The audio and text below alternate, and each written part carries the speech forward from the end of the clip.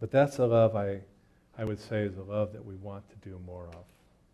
Because it's there, it's always present, it's always available. God is here, right now.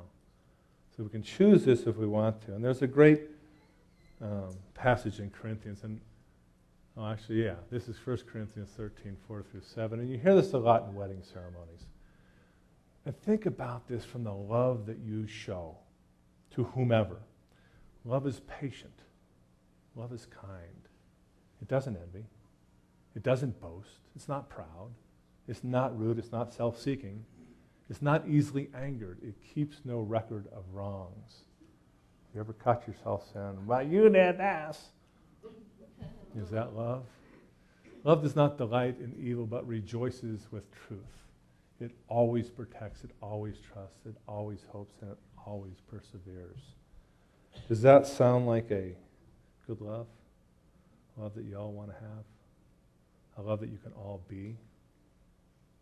It's a choice. Not necessarily an easy choice, but it's a choice.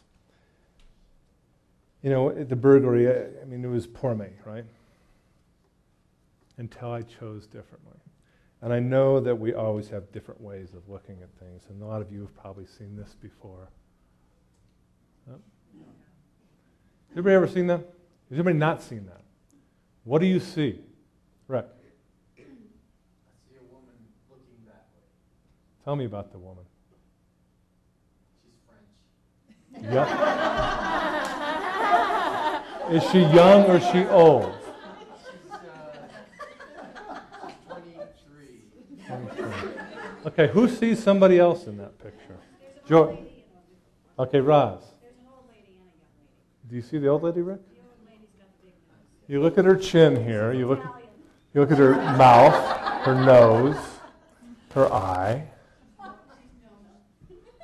So there's always a different way. Do you see it yet, Rick? Truly. You can see the young lady, but now look down here. This is the old lady's big chin, and this is her mouth.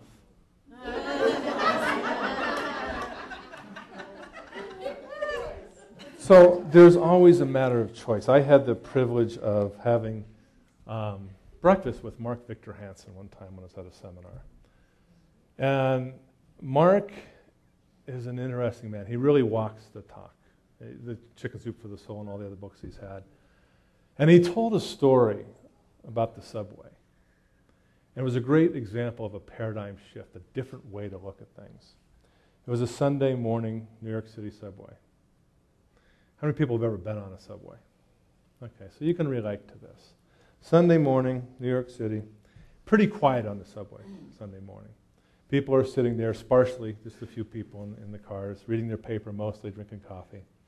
And this man gets on. He's a young guy, early 30s, has a couple kids, maybe 5 and 7.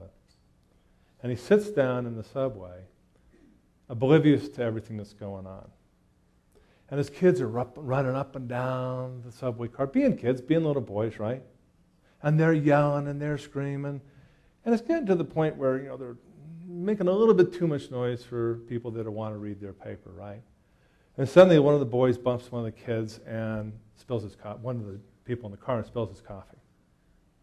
Imagine how you would feel. Peaceful Sunday morning, kids screaming, coffee spilled. So finally the guy next to him nudges him. He goes, "Sir, sir." And the guy looks over at him and his eyes are kind of red and watery. He says, "Sir, your kids." He goes, "Oh God, I'm so sorry." He says, "We just left the hospital. Their mother just died." And that's a paradigm shift. That's how we can choose to look at things differently. It's our choice. Fillmore, one of the co-founders of Unity, says it so well. He says, "Love never sees anything wrong in that which it loves. If it did, it would not be pure love. Pure love is without discriminating power. It simply pours itself out upon the object of its affection and takes no account of the result. By so doing, love sometimes casts its pearls before swine, but its power is so great that it transforms all it touches." And it goes on to say, when love, the universal magnet, is brought into action in the consciousness of our race, this is at the turn of the century, 1900s, it will change all of our methods of supplying human wants. It will harmonize all of the forces of nature and will dissolve the discords that now infest the earth and air. The earth shall not yet be made paradise by the power. The earth shall yet be made paradise by the power of love.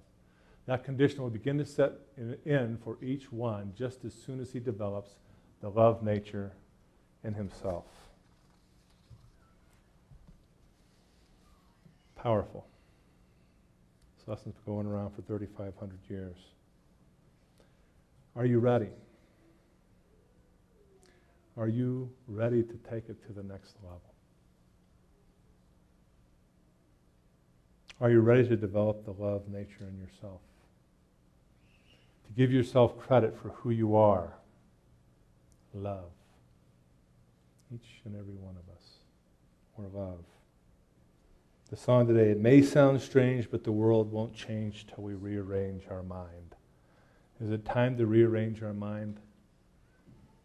Are you ready to love God with all of your soul, all of your heart, all of your mind, and love your neighbor just the same?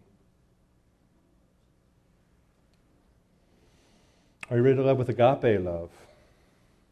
Unconditional love. And I know it's tough.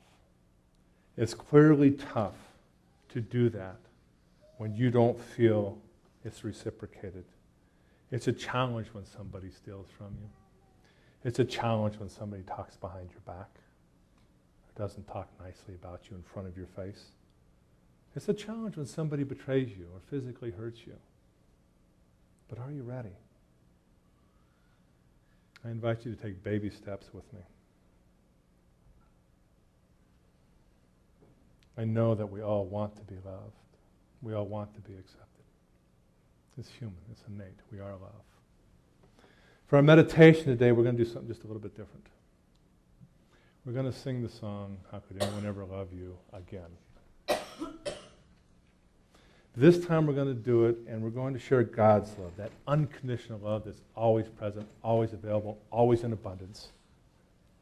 That love that gives you goosebumps, the love that feels so good, the love that never discriminates, the love that loves us just for who we are, like we tell the kids. We love you just the way you are. Now you can stay seated if you want. You can close your eyes. You can sing to yourself.